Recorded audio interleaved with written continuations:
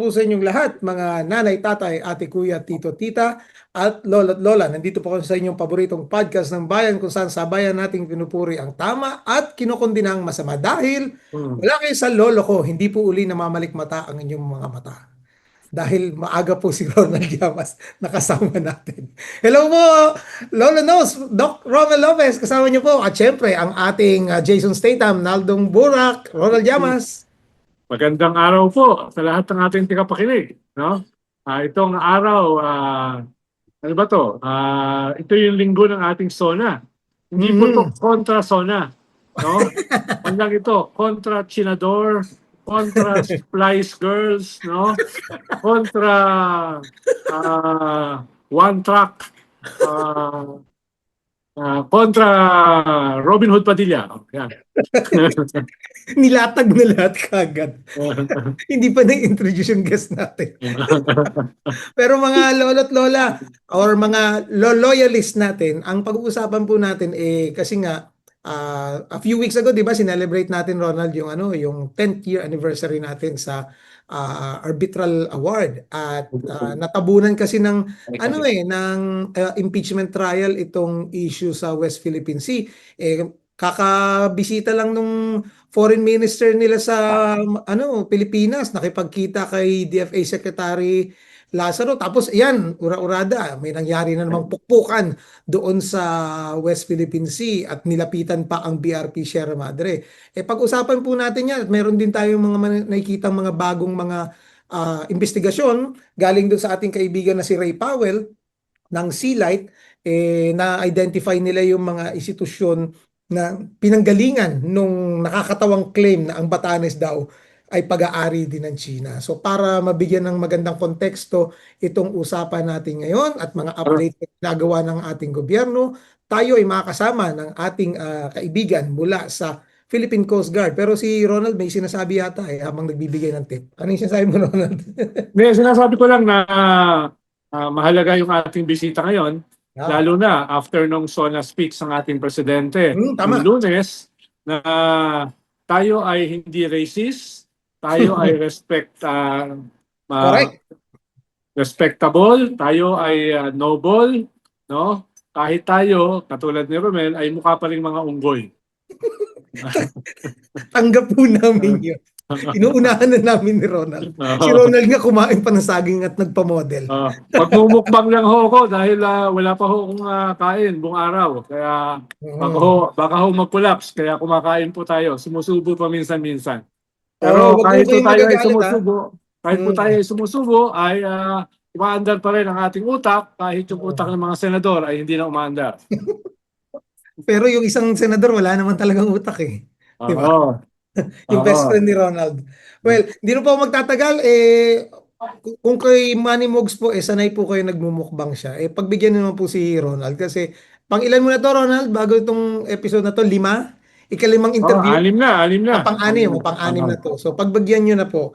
At hindi naman po siya ganun kabata para mag-IF ng 24 hours. So, tawagin na po natin ang ating kaibigan mula sa Philippine Coast Guard. Welcome back sa Wala Kayo sa Lolo Ko, Rear Admiral J. Tariela. Hello, Sir Romel, and hello, Sir Ronald. Welcome, Admiral. No? Pasensya na, medyo kagalang-galang kami ngayon. Dati kasi hindi kami kagalang-galang. Pero dahil ikaw ang guest namin, ay mabait kami ngayon. Alam mo, sir, kahit anong setting natin, para sa akin, kagalang-galang ka at si Sir Romel. Kaya, tumaas na naman yung aking self-esteem. Kaya ako tumatawa, mga lolo at lola, kasi kunwari hindi kami nag-usap bago nag-start ng recording. Hindi ko live ito. Pero kanina pa kami nagtatawanan. Hindi nyo lang pwedeng marinig yung pinag-uusapan namin. Pero hindi namin ma-share. Pero siguro konting may share lang namin kasi nga speaking of kagalang-galang, Ronald, ba nakita mo yung interview kay Admiral?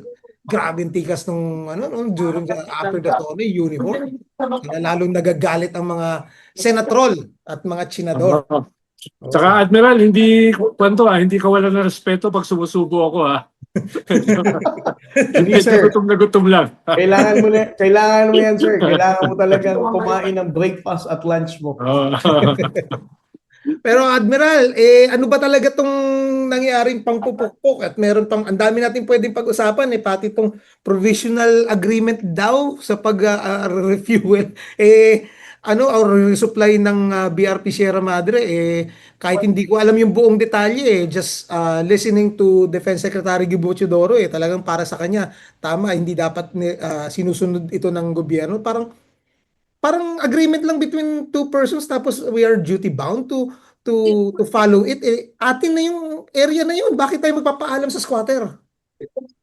Alam mo, para sa akin, Sir Romel, yung context na sinabi ni Secretary Gilbert Chodoro with regard dun sa provisional understanding na yan was because of the statement of the Chinese ambassador. Nung sinabi nila na kaya daw sila nag-deploy ng kanilang regional inflatable boat papalapit sa BRP Sierra Madre is because they heard certain noise na appearing na mayroong construction na ginagawa.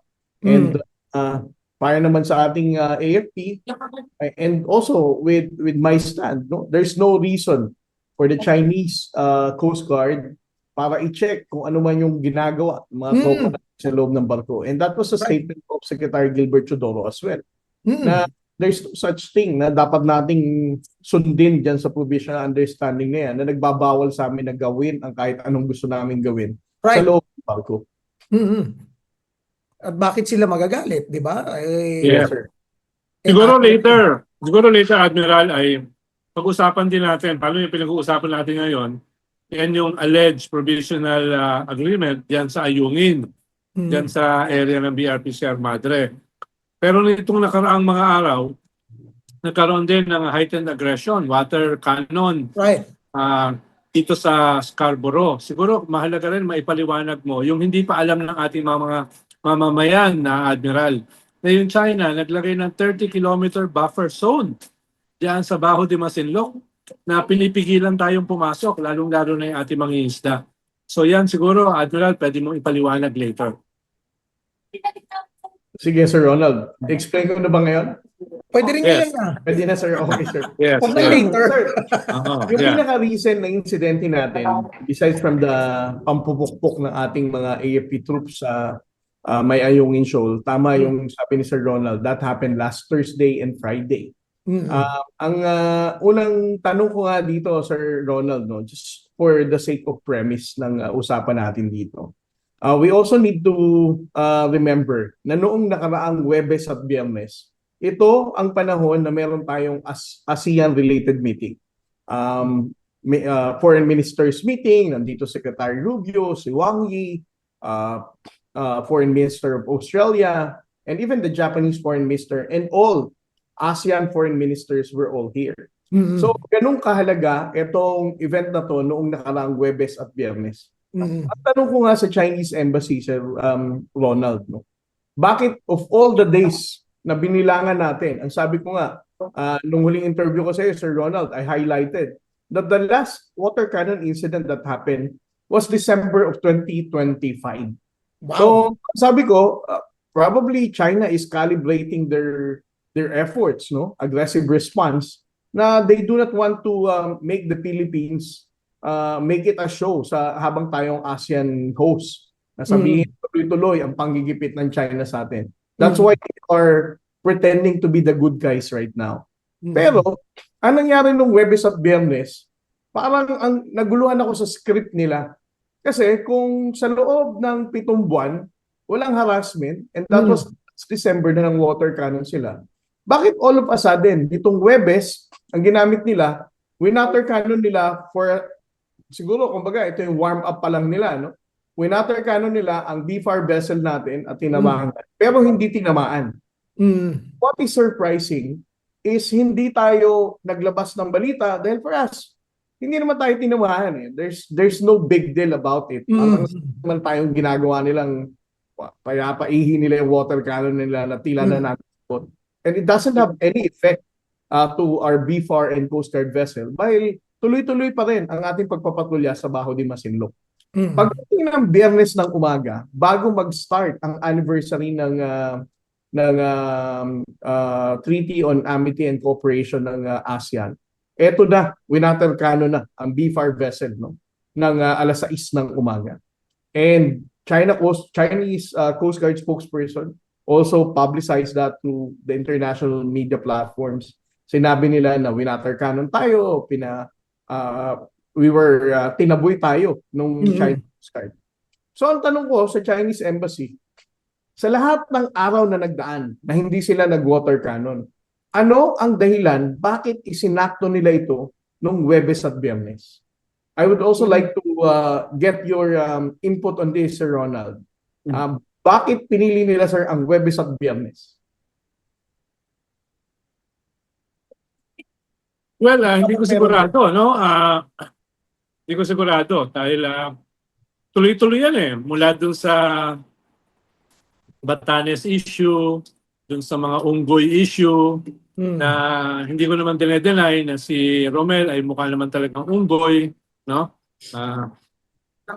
Parang tuloy-tuloy siya, no? Parang Admiral, parang meron silang narrative na gustong gawin. Parang dito sa ASEAN ay merong pressure na nag-unfold, no? Dahil sa ngayon kasi pinag-uusapan yung Code of Conduct sa ASEAN, di ba? At this point, no?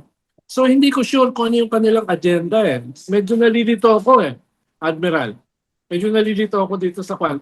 Although, medyo nagising tayo last year nung nagkaroon ng aksidente between Chinese Navy at Chinese Coast Guard. Doon natin nabalitaan, doon natin nalaman na meron palang 30-kilometer buffer zone na inilalagay itong China doon sa ating sariling Bajo de Masinloc. Correct. Na alam mo Romel, nakapasok yung ating Coast Guard vessel. Nakapasok sa 30 kilometer, nakapasok sa 20, nakapasok mismo sa 10 kilometer. Kaya nagpanic itong mga Chinese Navy at Chinese Coast Guard. Nung hinabol nila, sila ang nagkabungguan. At merong casualties, no? Doon lang natin nalaman, meron palang buffer zone dito. Oo, may buffer zone pala. No? At ngayon, may dalawang incident na binabanggit si Admiral Tariela na nag-attempt na mag-water cannon during yung meeting ng foreign minister sa ASEAN. Right. So what was that about? No? Anong balak nila diyan? Kaya from your vantage point, Admiral, anong agenda nila? No? Anong agenda nila diyan? Alam mo, para sa akin, Sir Ronald, I would like to see it in two different ways, no? Una, tama yung sinabi mo, this has something to do with the Code of Conduct. Yeah. And ang gusto ng China, of course, is takutin din ang mga Southeast Asian countries. You really need to cooperate with whatever I wanted to include dito sa Code of Conduct. Otherwise, this will be the level of aggression na kaya kong gawin sa inyong lahat.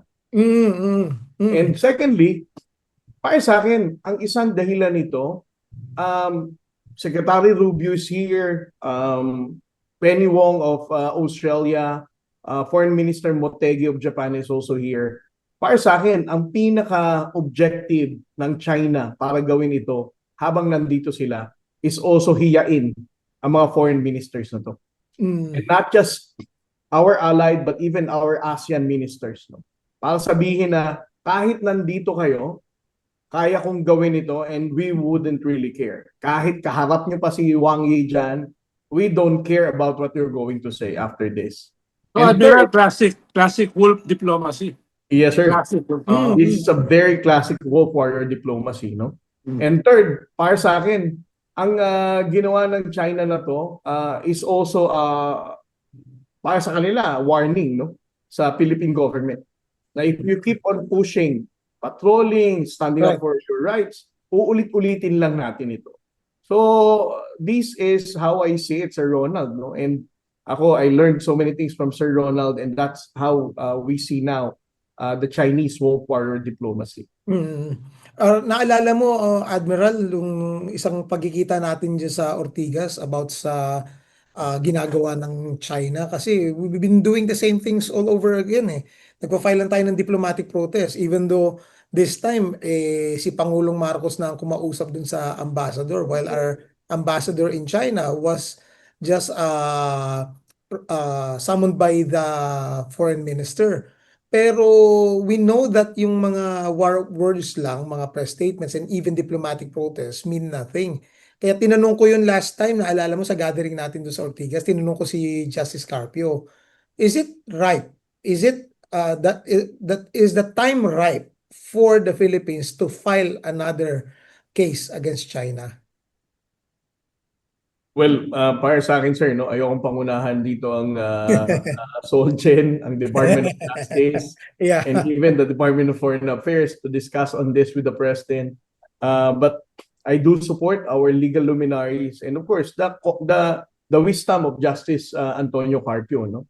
At Mm. alam naman natin sa circle among the legal minds here in our country ay nirerespeto rin nila si Justice Tony dahil he is one of those Right. framers of the arbitration case na i-final natin noong 2013. At saka, Admiral Romel, huwag natin kalimutan na habang nangyayari ito, nag-escalate din yung malign foreign interference nila sa ating domestic politics, sa ating narrative building. No? Right. So hindi ito parang isolated. Right, Marami pa silang ginagawa para i-undermine yung ating lipunan, yung ating gobyerno, yung ating security forces. Mabuti nabanggit mo yan, Ronald, kasi tatanungin kita eh. May nagsabi na may pumapapel daw sa West Philippine Sea. Sino ba yung pumapapel na yun? Si Robin Hood, yung sinabi ni Robin Hood, yung Hindi raw nag-e-epal. hindi raw magkakagulo sa West Philippine Oo, Sea. yung Kung nag-e-epal meron daw. daw, kung wala raw pumapapel. Kung walang nag-e-epal, hindi daw tayo tatawagin mga unggoy, di ba? Ang galing eh. Ang galing ng analysis eh, no? Oo nga. Bala ko na nga mag-retire sa politika pag naririnig ko si Senator Robin, no? Nakikita ko yung aking kakulangan, no? Bakit kakulangan, sir? No? Bakit kakulangan? Dahil sobrang taas ng kanyang nationalism, sobrang taas ng kanyang intellect, sobrang taas ng kanyang courage. No? Kaya naliliit ako ng sobra-sobra. No? Bala ko nang ipaubaya kay Romel yung pakikibaka dahil parang hindi ko na kinaya. Pero sir, interesting read lang, no? Meron akong nabasa sa isang social media. Hindi ko na babanggitin kung sino yung nagsulat. Hindi ko rin alam kung anong political inclination nung nag-post eh. Parang he or she, hindi ko alam kung lalaki or babae yung author nung Facebook page na yun, is comparing Senator Robin Padilla with former President Era Estrada. Ako, para sa akin, hindi ko pa masyadong nasubaybayan ang political career ni former President Estrada. Is there a commonality between the two, Sir Ronald? Well, si Erap, kahit papano, may political sense yun. Kahit papano, si Erap, yung nag-utos na ilagay yung BRT Sierra Madre sa Ayungin. Right. No? Actually, tatlo yun eh. Inatras lang ni Foreign Minister Siason noon eh. Yung dalawa pa. Alam ko, Admiral, isa doon ay sa Scarborough dapat, di ba? Yung isang ilalagay na barko. Pero, kaya mas may political sense naman si President Erap. Kumpara dito sa nonsensical na Robin Hood Padilla. No? Kaya,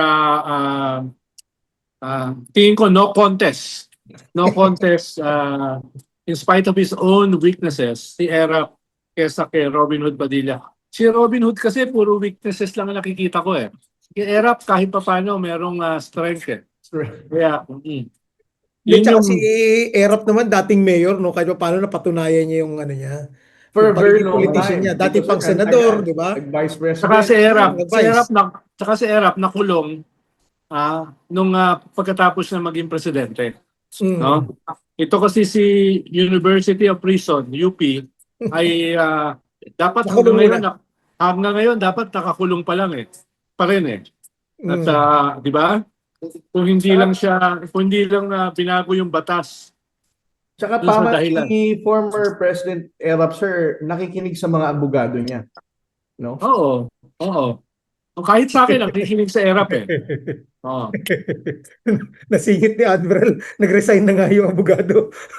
Hindi nakikinig. Hindi Alam ko na abogado, chief of staff. Chief of No? Hindi, Chief Staff. of staff. abogado Oo. yun. Si Attorney Jurado, yung chief of staff. Abogado rin yun. Oo. Kaibigan Kamukha nga rin ni sino? Attorney Howie Sinong artista yung kamukha nun? Di ba may kamukhang komedyante yun? No? Hindi, may nag-comment.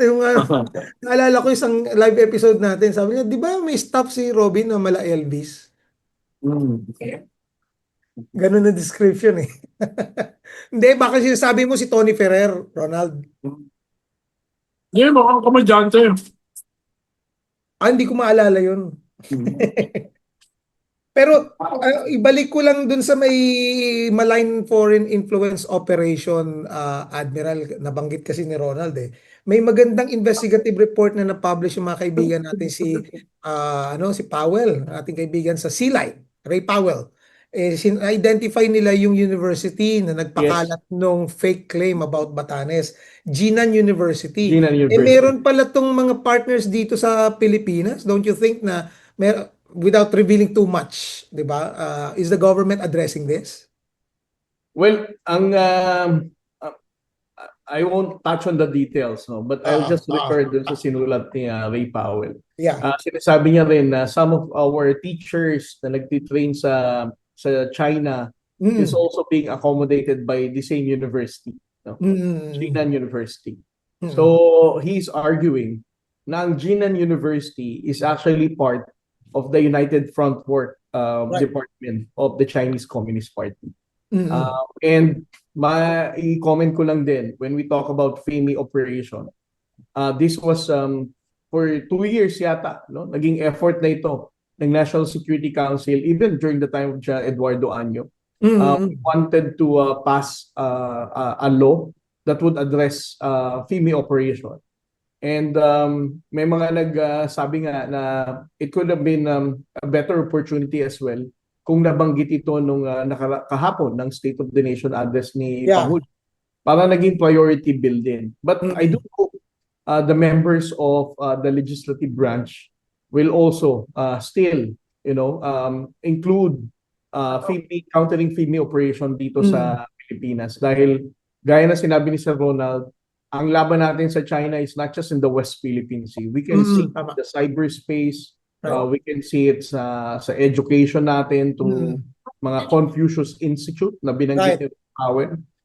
We can also see it sa mga negosyante, ng mga bumibili ng lupa. So a lot of aspects ng buhay ng Pilipino ay talagang pinapasok ng China para may advance nila ang kanilang interest dito sa ating bansa. Saka yung mga assets nila rito sa academe, Correct. sa media, yung mga assets nila rito sa Senado, no? Ay walang pakundangan yung kanilang ginagawa. Hindi man lang nagtatago, no? Hindi man lang nahihiya. Talagang pinagmamalaki pa nila, lantaran. Hindi ito mga Manchurian candidates, hindi ito mga Manchurian assets. Ito ay lantarang mga taksil, mga lantarang traidor. Kaya ang tawag natin sa kanila, di ba, mga chinador? Yun yung kaibahan. Hindi siya nakatago Dahil alam nila, proudly, na hindi nila kinakatawan yung interest ng Pilipinas. Ang kinakatawan nila ay interest ng superpower na invader ng ating teritoryo. No? Kaya dapat talagang kasuklaman itong mga taksil at saka traidor na ito. Kailangan talagang kalusin. Hindi lamang sa ating mga mahalagang posisyon sa gobyerno, kung hindi sa ating national consciousness. Kung hindi natin tatanggalin yung kataksilan na yan sa ating mga isip, na patuloy tayo magiging vulnerable dito sa invader na to. Kaya yung ginagawa natin na transparency project, no? Transparency initiative ay very crucial. ito yung ating political judo eh. Sa biggest army, the biggest navy in the world. Akala nila, kaya nila tayong tapak-tapakan. Akala nila, kaya nila tayong basta-basta na lang i-manipulate. Kaya kinakailangan talaga nating tanggalin sa ating politika at sa ating national consciousness itong mga traidor na ito. Or else, pag pinayagan pa rin natin silang manatili sa 2028, talagang kinakailangan na tayo maging Chinese province. Alam mo Sige, ba, Admiral. dagdag ko lang si Ronald, no? Merong isang radio interview sa akin na sa Mindanao. Hindi ko nababanggitin na Davao City. Nag-interview sa akin. Ang sabi nung radio broadcaster, tinanong niya ako, Admiral Tariela, sabi niya, kami dito sa Davao, sinusuportahan naman namin talaga ang laban mo. Pero ang tanong namin sa iyo, baka naman matapang ka lang sa salita dahil wala naman talagang kakayahan ang armed forces natin, ang Coast Guard natin para lumaban sa China. Baka mamatayan lang tayo ng mga sundalo. So, we are thinking, baka pwede maghinay-hinay tayo. At pangalawa, kaya ba talaga nating lumaban sa China? Alam mo, Sir Ronald, ang sagot ko sa kanya, mukhang mali po yung tanong nyo, sir. Dapat ang tanong ko sa inyo, ang mga kababayan po ba natin sa Davao ay papayag ng ipamigay ang lungsod nyo sa Davao, for example, sa China? Or ang karagatan natin sa Davao Gulf or sa West Philippines? Kasi kung papayag na rin kayo, ipamigay na lang din natin. Sabi niya, hindi, titindigan namin yan. Precisely the point ka ako. Even before we decide whether we're going to fight or assert our rights, ang issue natin dito, nag-a-agree tayo na makikipaglaban tayo. So, to argue na hindi, talo tayo eh. That's kako precisely the line of pro-China trolls, no?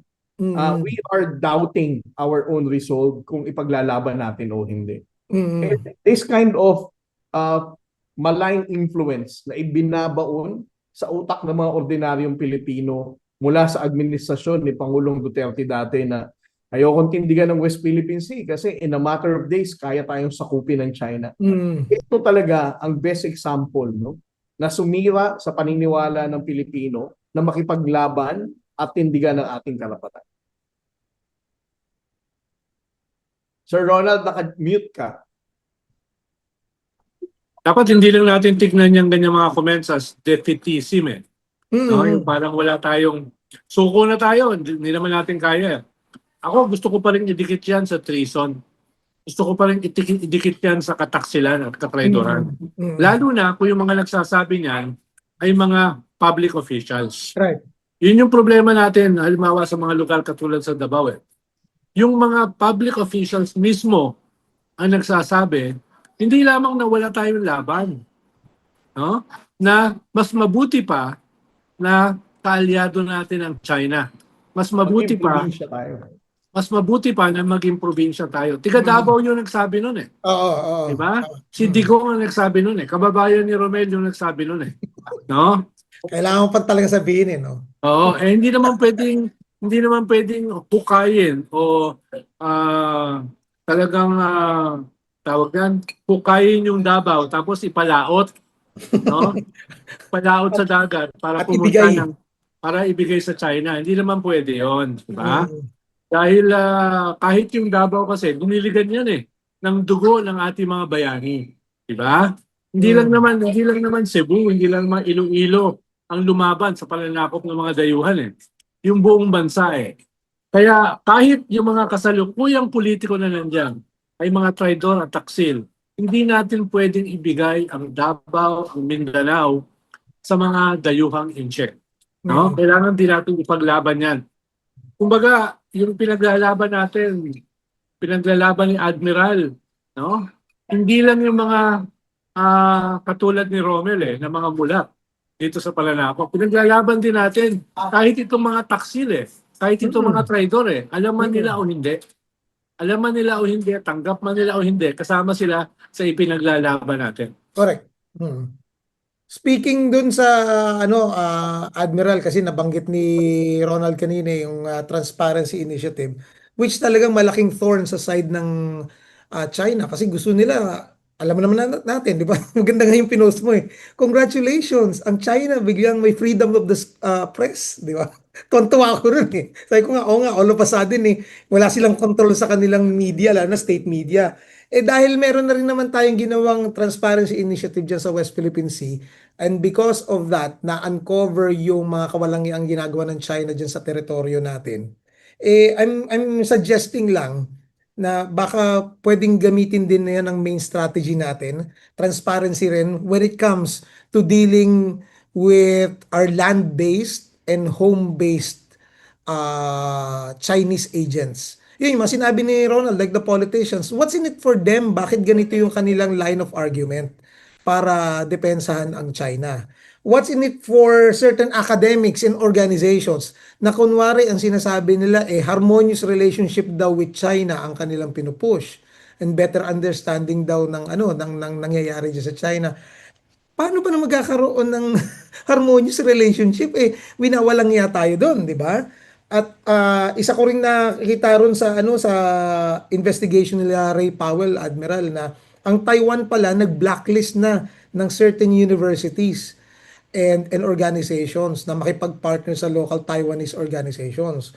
And because ako nagtuturo ako sa isang college, bakit hindi rin ma-involve ang Commission on Higher Education at ang Department of Education na ma-inform sila about sa FIMI and ma-blacklist din tong mga organizations na to. Kasi nag-creep in na rin sila, Admiral, sa mga natin, mga teachers natin and professors. Kung anong ginagawa nila doon sa ilang mga teacher dito sa mga Chinese schools sa Metro Manila, ginagawa na rin nila yan sa mga colleges and universities. Dahil nag-o-offer sila ng mga fellowships. Dati puro mga local media lang eh. Ngayon kahit mga academics ini-impluwensyahan na rin nila para at least sabi mo nga Ronald, 'di ba? Yung base nila even pagdating sa botohan, maapektuhan na rin na yung mga younger generations maging favorable sa China at bumoto ng mga senador para meron silang foothold din even sa government, lalo na sa legislature.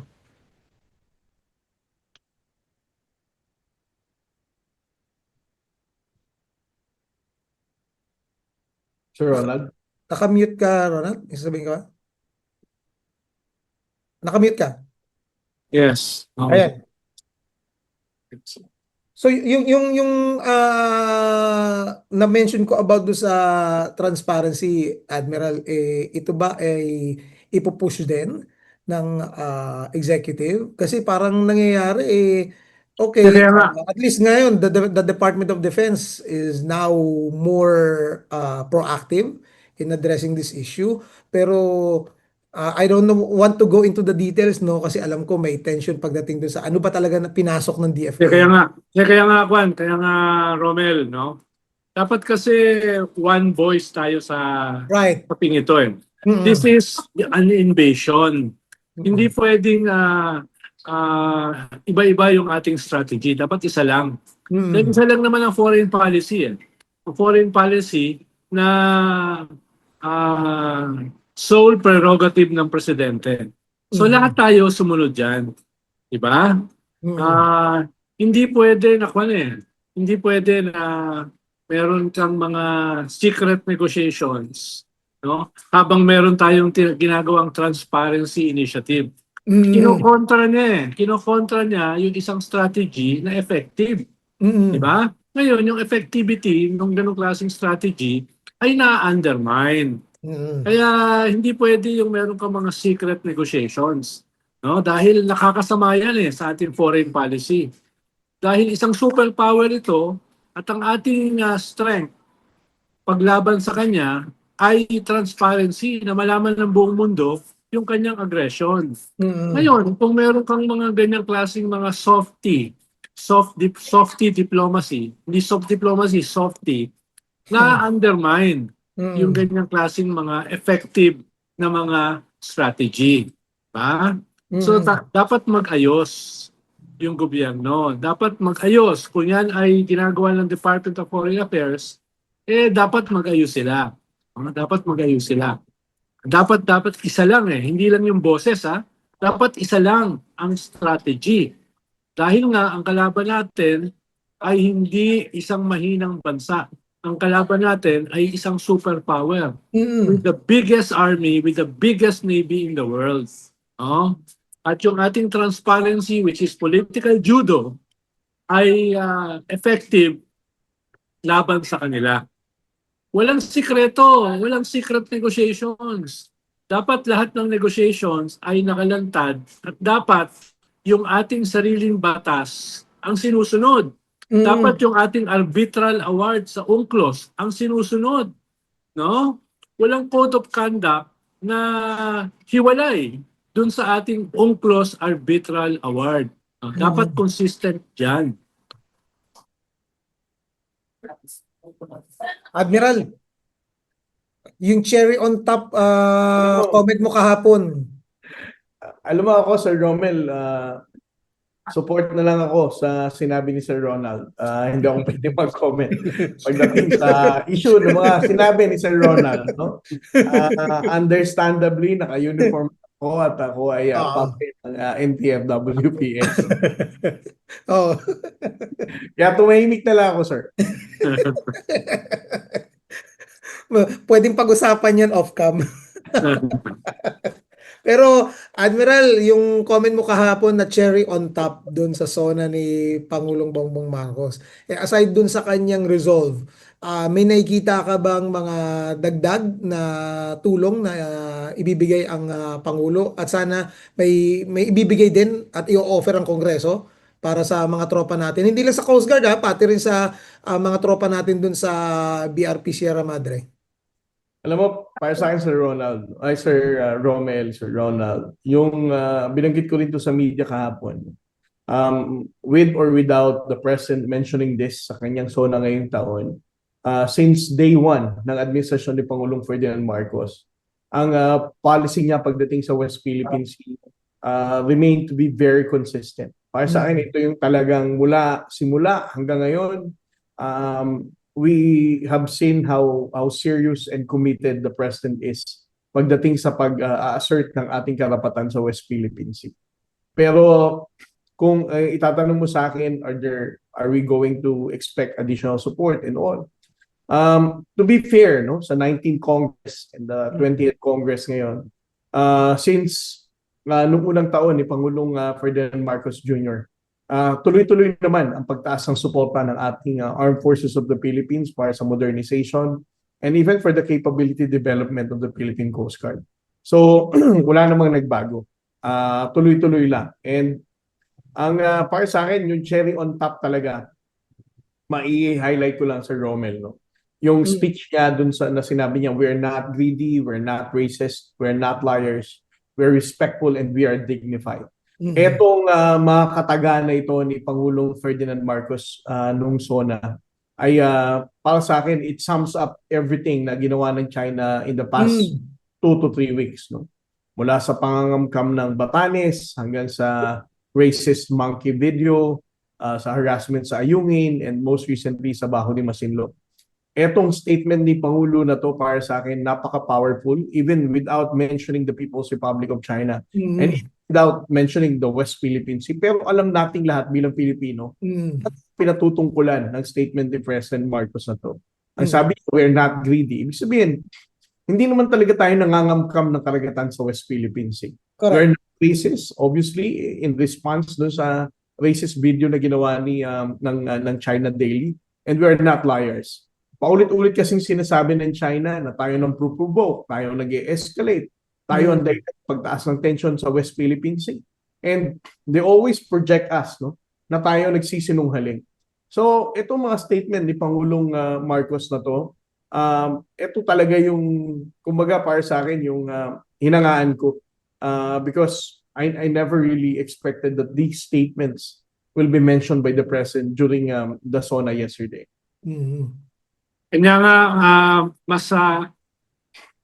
kumbaga, mas nakakasakit para sa China yung statement ni President Bongbong dahil ginawa niya in a positive light. Diba? Hindi siya bumaba sa level nila. No? Pero very effective yung sundot, 'di ba? Very effective eh. Kung kami yan ni Romel, Admiral, no? Barubal at bardagulan ang aming sagot, no? Pero less effective. No? Ito kasi presidente, no? Hindi niya hindi siya pumunta sa level ng China, no? Kaya mas kwan siya, mas compelling in a way. Mas Saka pag compelling. nagsalita ka doon, Ronald, binarda mo yung walang standing ovation. Ang daming standing ovation nung sinabi ni Pangulong Marcos yun eh. Mukhang may mga ano pa mga foreign dignitaries na nanonood na parang pumalakpak pa yata eh. Oh, hindi, pero si Manny Mugato mag-standing ovation sa akin.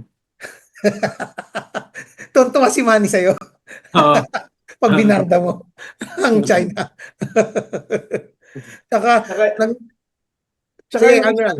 statement na ginawa ni Pangulong Marcos, sir, yung parang collective call niya na sinabi niya na regardless kung ano man ang pinagkaiba natin lahat, sana magkaisa tayo, mahalin natin ang inang bayan. Mm, Parang wala naman siya sinabing, oh, yung mga Dutertards, correct, correct. tayo maging trolls. Di ba? Parang Mm. napaka-collective niya na tayo lahat bilang Tama, Pilipino, laban nating lahat. tama. So, isa din yun sa talagang, kumbaga, napaka-presidentiable nung statement kahapon. Yun yung Na hindi matanggap nila, no, Admiral, kasi parang pwede ba tayo mag-agree lang sa isang common issue na kahit na hate mo tong pangulo na to, hindi mo siya binoto, pwede ba mag-agree tayo doon sa sinabi niya na tama naman, mahalin natin ang Pilipinas at depensahan natin ang Pilipinas. Ikaw, Admiral, galit na galit sa yung mga DDS eh. Para, hindi ko maintindihan, parang ano bang ginagawa ng tao? Dinidepensa yung teritoryo natin, galit na galit ka. alam mo, Sir Roman, tinanong ko kay Sir Ronald yan tsaka kay Senator Trillanes nung ano silang dalawa sa podcast ko. Oh. Sabi ko kay Sir Ronald, Sir, tanong ko lang, bakit ba yung mga DDS trolls, parang it follows. Pag DDS ka, pro-China ka din. Mm. Sir Ronald, bakit nga? Alam mo, may explanation Sir Ronald yan. Mga ugok yung mga yun eh. Wala si Pero, Manny. Wala si Manny Mugato. Walang mag-standing ovation. saka yung mga nakasuot ng itim. Meron kasi, sabi ko nga kanina, kahit yung mga pro-China na DDS, kasama sila sa pinaglalaban natin. Pero kahit yun, may limitasyon. Mm. Yung mga leader nila, pwede natin isakay sa bangka, tapos ipalaot natin papunta ng Shanghai, no? Mm. Ibig sabihin, may limit naman yung ating pinaglalaban. Hindi lahat ng traidor pinaglalaban natin. So, Mm. yung iba kailangan pa natin mulatin eh. Yung iba Mm. kailangan pa natin yanigin at gisingin. Pero yung iba, kahit anong yanig mo ron, kahit anong paligo mo ron, no, ang lalabas pa rin, traidor, pro-China pa rin. Yun, dapat talagang kalusin na yung mga yon o ipalaot sa dagat. Hindi ko sinasabi na yung kanilang bangka ay nulubog, no? Ipapalaot lang natin sila. Tapos ipapatali natin sa Chinese Coast Guard para batakin. Kaya sinabi ko yon Admiral, kay Ronald. One time nagkausap kami. Sabi ko sa kanya, almost bilib na ako sa iyo eh. Kasi yung mga sinasabi mo, were really convincing and even convinces people to change their minds. Pero dahil lang sa isang tao, wala, sira reputasyon mo. Kasi hindi mo kayang kumbinsin. Tanong siya, sino? Sino pa ba? Hmm. Sino, Ronald? Si Harry Roque, Ah, si Marcoleta, Si Robin Hood? ah, Hindi mo makumbinsi eh. si Robin Hood daw na sumasakay ng bangka sa West Philippine Sea. Tatanga-tanga, alam naman niya lulubog yung bangka doon eh. Napakaalo ng West Philippine Sea. Alam mo na hindi pa nakapunta doon eh, no? Hmm. Magbabangka sa West Philippine Sea. Baka ma-rip current siya doon. Pero Admiral, itong napag-uusapan natin noon pa, no, very active ka, nakikipag-partner ka rin sa mga investigative reporters, mga researchers sa foreign information manipulation and interference na ginagawa ng China dito sa Pilipinas. are we at that point na mas strengthen yung coalition nitong mga nag-iimbestiga para mas maging safe ang social media against dito sa obvious na paid propaganda ng China? Kasi parang nakita ko as of late, parang last month or 2 weeks ago, mga local influencers na. Mukhang nasa payroll na ng China eh. Parang tumataas, sir, ang mga paid trolls, ang paid influencer. Pero ako, ang sukatan ko kasi ngayon, yung para sa akin, fairly nananalo tayo sa narrative. Kasi kung titingnan mo, sir, ang Chinese Embassy post nila, hindi ko alam kung paano ini-interpret ng Chinese Embassy. Oh, marami na tayong tawa ngayon. Ibig sabihin, natutuwa mga Pilipino. Oo nga. Parang ganun eh. Kasi Kada tuloy-tuloy post pa rin nila, no? hahaha sa kanila. Oo nga. Wala namang pakialam si Go Away kung haha yung reaction. So siguro ni-interpret nila, maraming natutuwang Pilipino sa atin. Haha yung reaction eh. So, alam mo yung haha na yon sa Chinese Oo. Embassy na mga post, it's a good indicator eh, na eto mga organic na tao to eh. Kapag clinic mo, may Mm-mm. maraming tao, hindi nakalock ang profile, these are real Mm-mm. people eh. Right, So tama. kapag nakakita ka naman, for example, nag-post si Meow Meow na ipamigay na daw ang West Philippine Sea dahil tubig lang. Mm. Maraming likes, maraming interaction, pero pag i-clinic mo yung mga individual profiles na yun, mga nakalock Oo. ang Facebook nila. Mm-mm. So, ngayon hindi na ako naniniwala ng mga ganyan sa reaction sa Facebook. Ang pinaniniwalaan ko talaga, Sir Ronald, yung haha sa Chinese Embassy. Kasi these are real people. Oo. Hindi sila trolls. Hindi kagagawa lang ng account. Mga account nila talagang mga early 2000 pa eh, na nagawa yung mga Facebook accounts nila. So, significantly, maraming trolls ngayon. Maraming influencer ngayon na tumatanggap ng pera. Mabuti na rin, napapataas na ang ekonomiya natin. And third, ang mga trolls na to, feeling ko hindi na sila nakakakuha ng mataas na traction from ordinary people. Dahil mas ano na ang mga Pilipino ngayon, mas aware na talaga when you talk about the West Philippine Sea. May attempt ka ba, Admiral, na may magandang or something fruitful na dialogue with the social media companies? Kasi ako napagod na eh. Mga early 2015 pa lang or mga 2019, ganyan, nakikipag-dialogue na kami dito sa mga social media companies about this issue eh. Puro lang lip service eh. Walang nagbabago? Ang sabi ng House of Representatives ngayon, Sir Ronald, no, magpapatawag daw uli sila ng parang TRICOM na ginawa nila last year to call the social media owners, social media platforms, no, for them to adjust sa mga kailang sir.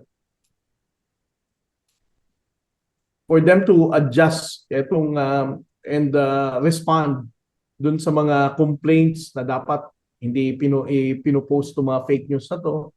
So, I'm looking forward na magkaroon ulit ng patawag ang committee ng House of Representatives. And sa Senado kasi, ang chairman naman ng Committee on Public Information, si Senator Robin Padilla. And I heard, no, isa din daw sa ipapatawag kapag nagbukas na daw ang Senado. Dito. Ipapatawag ka kaya doon, Ronald, ni Chairman Padilla? Gusto ko sana eh.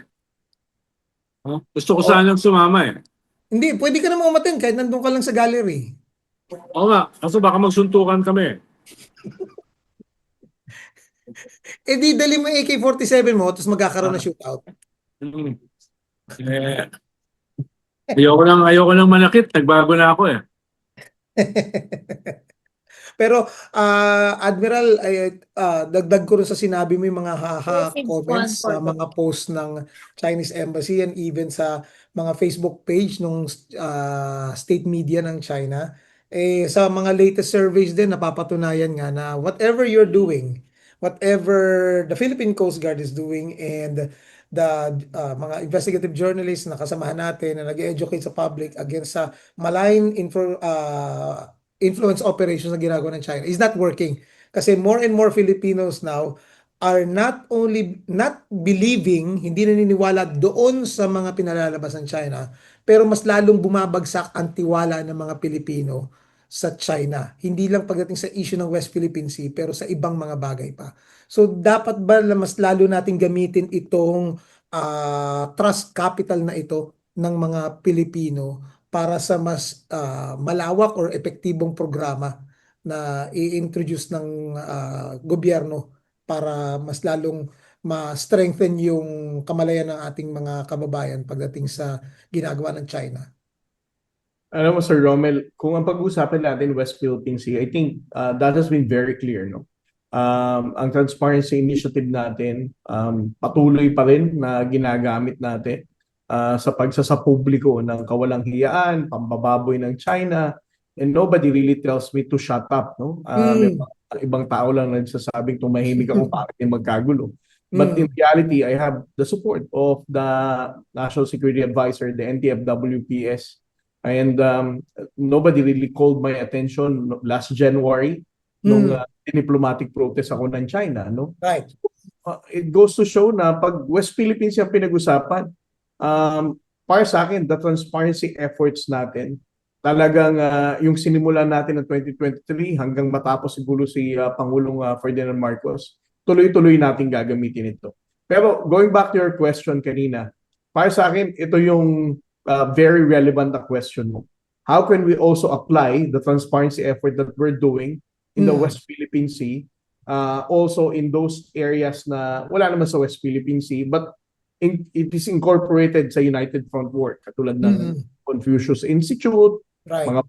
pero at least, in fairness kay Secretary Gilbert Chodoro, no, sinimulan niya na rin isa publiko itong pagpapasara niya ng isang kumpanya sa Mindanao, no, na alam natin pag-aari ng China. So ito mga effort na to, and even the publication ng mga apprehended natin ng mga spies, no, na effort ng Armed Forces of the Philippines, mahalaga rin to. Sana tuloy-tuloy gawin natin ito. I definitely agree with you. Kung ang hindi lamang West Philippine Sea ang gagawin nating ang bibigay ng kaalaman sa ating mga kababayang Pilipino, but in different aspects, from Confucius Institute, from reclamation, from the real estate na binibili ng mga Chinese, and POGO na naging effort din ni Senator Risa, and late registration ng birth certificate. Ito mga ganitong bagay. Dapat isa publiko to para Tama. mas iinda ng Chinese embassy na talagang we're serious in exposing all of this unlawful activities na sinusuportahan ng Chinese embassy, whether they deny or they accept. Tama. Very crucial yung sinasabi ni Admiral Tariela, lalo na in the next 2 years, going into 2028. Dahil nakikita kasi natin yung contradiction sa ating kalagayan. Easily, 90% ng mga Pilipino galit sa China. Easily, 90% ng mga Pilipino ipaglalaban yung ating karapatan sa West Philippine Sea, sa ating soberenya. Katulad ng sinabi ng Presidente kahapon sa kanyang SONA speech, hindi kami pasisiil, no? Hindi kami papanupil diyan sa mga dayuhan na yan. Pero pagdating ng eleksyon, binoboto pa rin natin yung mga chinadors. Pagdating ng eleksyon, no, going into a campaign period, pinakamataas pa rin sa approval rating yung mga chinadors. Correct. No? So, kailangan natin yung disconnect na yan, kailangan natin baguhin. Kailangan idikit natin yung ating patriotism dito sa pagboto at pag-reject ng mga traidor at saka mga taksil ng mga politiko. Yan yung mahalaga na gawain in the next 2 years. Or else, magiging probinsya talaga tayo ng China come 2028. No? At yan, katulad ng ginagawa ng China na multifaceted yung kanilang offensive sa atin. Halimbawa, may mga nakausap ako mga mangingisda sa Bataan at saka sa Zambales. Aba, binibigyan na sila ng ayuda. Di ba? Hindi kasi Binibili ng ng ayuda binibili ng ng loyalty. Chinese Coast Guard, no? Nag-a-adjust din itong mga invader na ito. No? Nag-a-adjust din sila. Kaya kailangan huwag tayong mabudol. Huwag tayong mabudol dahil iba-iba ring mga tactics yung ginagamit nila. Ibang usapin pa yung kanilang mga assets dito. Ibang usapin pa yung kanilang binabayaran at sinasahuran dito. Di ba? Tama. Kaya dapat kung tayo whole of nation approach dito sa invasion na ito.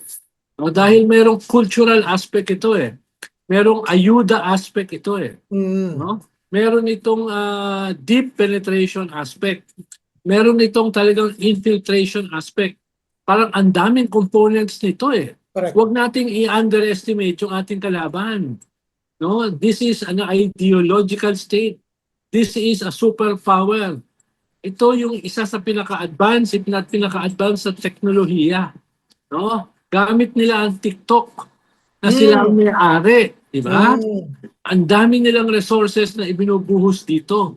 Kaya dapat lahat tayo ay gising. Lahat tayo ay on board. Lahat tayo ay nagpapataas ng ating kasanayan at ng ating skill set at ng ating karunungan. Hindi tayo pwedeng maging kampante. Di ba? At dapat magkaisa tayo. Yun yung pinakamahalaga. Yeah.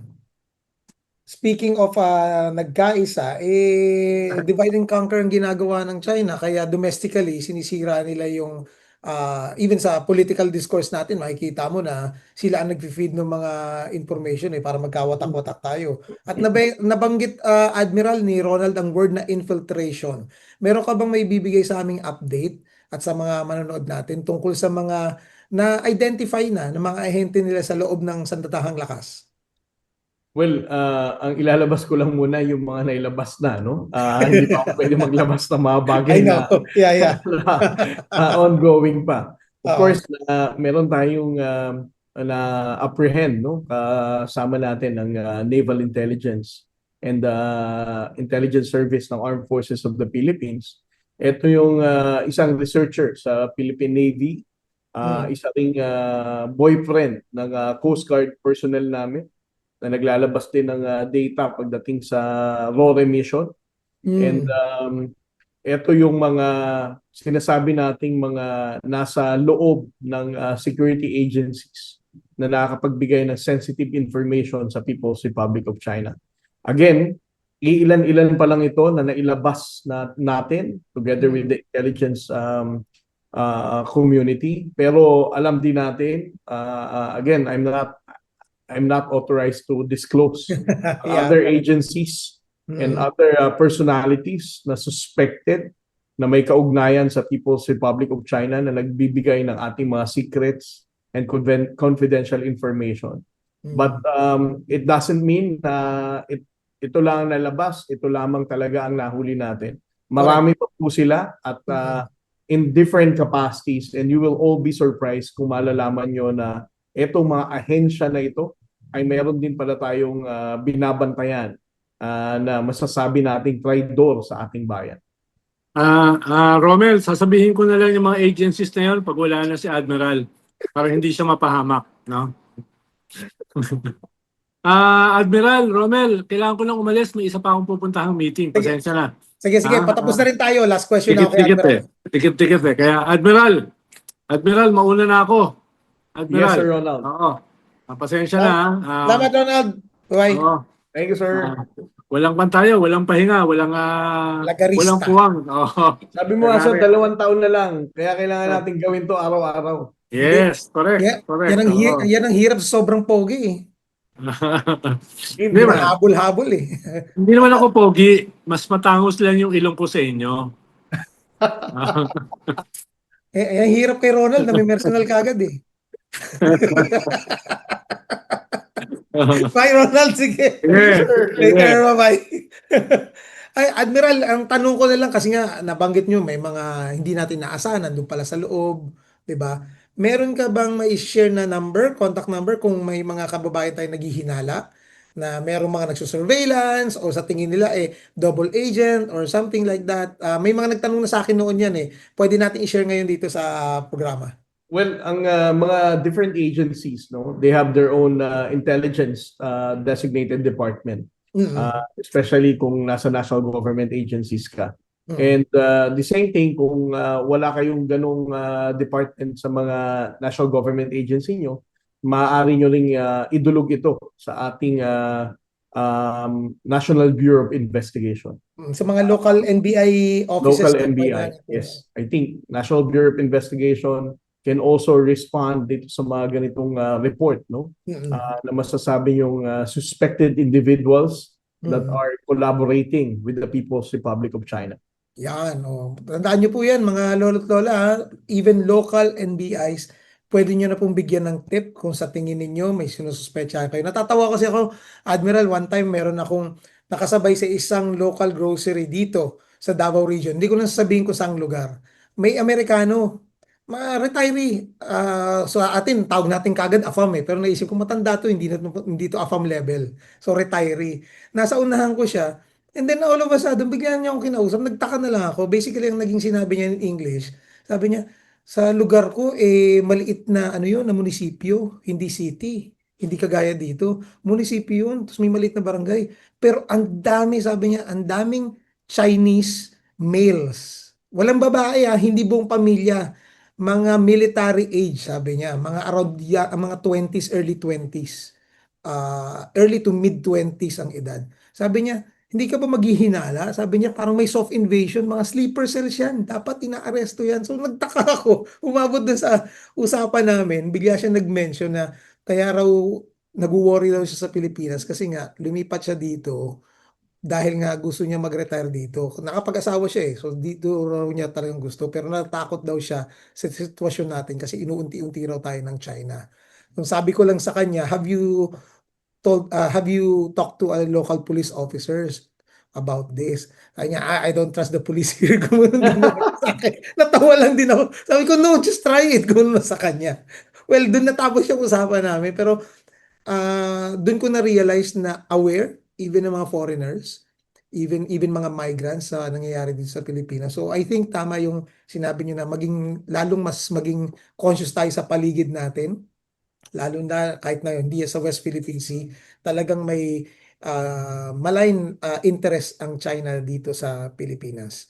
And patuloy kaming papasalamat, no, Admiral, hindi lang sa tiwala dito sa programa namin, pero sa ginagawa mo. At super support kami dun sa mga pinupost mo online. At tuwan-tuwa ako dun sa pangalan na Go Away na binigay mo. Talagang sobrang apt. Kung hindi nyo po naintindihan kung ano sinasabi kong Go Away, i-follow nyo po si Admiral sa kanyang mga social media accounts. Doon nyo malalaman. Okay, Admiral, huling mga panelita para sa ating mga manonood na sumusubaybay doon sa nangyayari dito sa West Philippine Sea at in relation doon sa sinabi ni Pangulong Bongbong Marcos about sa teritoryo natin sa kanyang zona. Thank you, Sir Romel. No? Let me take this opportunity na ulitin ang panawagan ni Pangulong Ferdinand Marcos Jr. na ang pagkikipaglaban natin sa West Philippine Sea, it basically symbolizes our identity as a nation. Ang panawagan niya, kailangan nating magkaisa at mahalin natin ang ating bansa. Dahil sa pagmamahal na ito, mas saka natin marirealize ang ating utang sa mga bayaning Pilipino na buwis ng buhay nila para tayong maging malaya at maging isang bansa. At pangalawa, saka lang din natin marirealize, no, that we have an obligation for the unborn Filipino children who is yet to come. Kailangan nating tindigan ng West Philippine Sea ngayon. We need to hold the line for the next generation na may matatawag pa silang West Philippine Sea. At ito po ay dapat nating gawin na ngayon. Magkaisa tayo, magtulungan, at mahalin natin ang Pilipinas. Maraming salamat po. Maraming salamat, Admiral. Alam ko meron ka pang next appointment, pero thank you very much. Hanggang sa ulitin, ha. Maraming salamat. Yes, sir. Rear Admiral J. Tarian, Philippine Coast Guard. Thank you po. Thank you, sir.